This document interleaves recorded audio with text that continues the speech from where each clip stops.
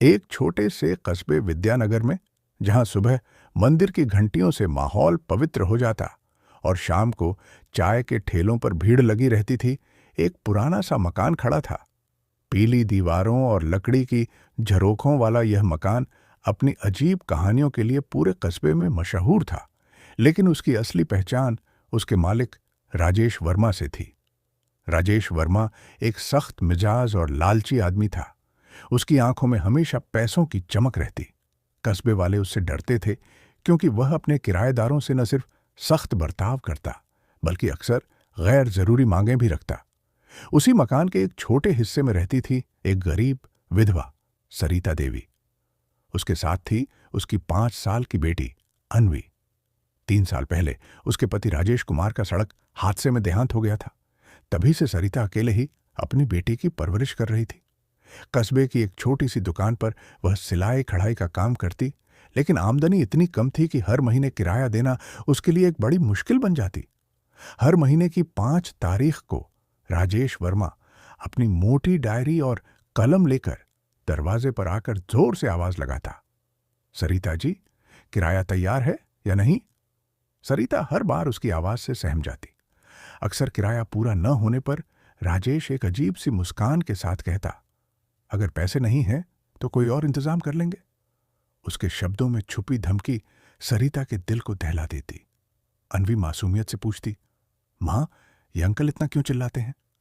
सरिता मुस्कुरा कर टाल देती, मगर उसके दिल में डर और दर्द दोनों बढ़ते जाते। एक दिन जब किराया पूरा न था, राजेश ने कहा, अब सब्र नहीं होता। अगर पैसे नहीं मिले तो मकान खाली करना पड़ेगा, या फिर। उसकी आंखों की चमक सरिता को डरा गई। उस रात वह सो न सकी। अनवी अपनी पुरानी गुड़िया के साथ सो गई, लेकिन सरिता सोचती रही कि इस जुल्म से कैसे निकले। अगले दिन वह अपनी पड़ोसन कमला देवी के पास गई।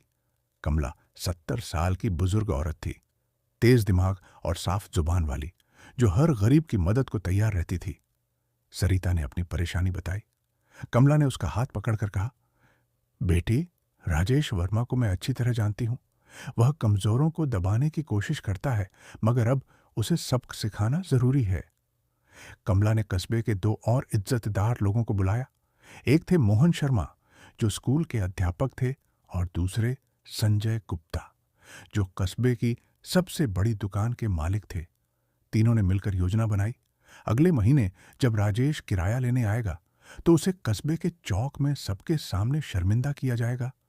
5 तारीख को जब राजेश आया तो सरिता ने कहा, राजेश जी, इस बार किराया मैं चौक में सबके सामने दूंगी।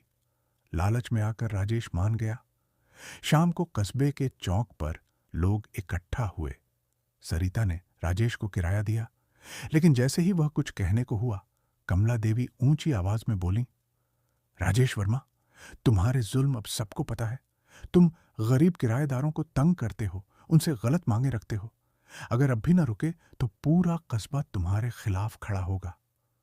मोहन शर्मा आगे बढ़े, हम विद्यानगर में ऐसी बदमाशी बर्दाश्त नहीं करेंगे। संजय गुप्ता ने कहा, अगर दोबारा किसी को तंग किया तो पूरा कस्बा तुम्हारे खिलाफ होगा। लोगों की आवाजें गूंज उठीं। राजेश वर्मा का चेहरा पीला पड़ गया। उसने उम्मीद नहीं की थी कि उसकी हरकतें सबके सामने उजागर हो जाएंगी। वह चुपचाप सिर झुकाकर वहां से चला गया। उस दिन के बाद उसने सरिता को कभी परेशान न किया। धीरे धीरे सरिता ने अपनी सिलाई की दुकान को बड़ा किया। एक छोटी मशीन खरीदी। उसके डिजाइन कस्बे भर में मशहूर हो गए। संजय गुप्ता ने अपनी दुकान पर उसके कपड़ों को जगह दी। मोहन शर्मा ने स्कूल की लड़कियों को उसके डिजाइन दिखाए। अनवी भी स्कूल जाने लगी और अपनी होशियारी से सबको चौंकाने लगी। अब सरिता रात को चैन से सो पाती थी। मकान अब सिर्फ एक मकान नहीं रहा था, बल्कि हिम्मत, एकता और नई शुरुआत की निशानी बन गया था। अनवी अपनी गुड़िया हाथ में लेकर मासूमियत से कहती, माँ, वो अंकल अब हमें कभी नहीं डराएंगे ना? सरिता उसे गले लगाकर कहती, नहीं बेटी, अब कोई हमें नहीं डरा सकता।